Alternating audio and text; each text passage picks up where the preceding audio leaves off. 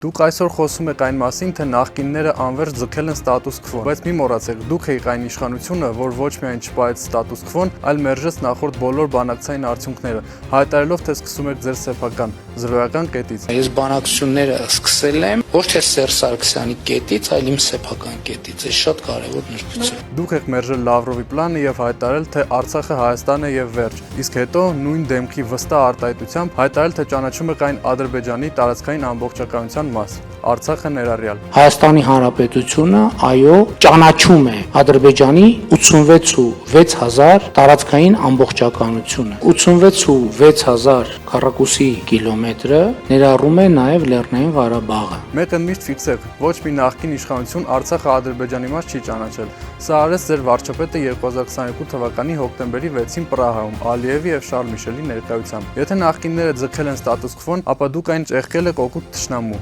Արդյունքում տվել ենք 5000 զոհ, ունենք 10000-ից ավել հաշմանդամ, 120000 բռնի տեղանված արցախցիներ, կորցրել ենք հայրենիքի մի մասնիկ, որը հետ բերելը գրեթե անհնար է թվում։ Ձեր այս խոսքերով դուք տալիս եք ձեր ինքնախոստովանականը, որ եղել եք ապաշնոր, ոչ կոմպետենտ եւ գալով իշխանության երկիրը տարել եք արկածախնդրության, ցանկանալով պատմության մեջ մնալ որպես թավշյա իշխանություն, բայց սերունդները ձեզ կհիշեն իբրև դավաճան։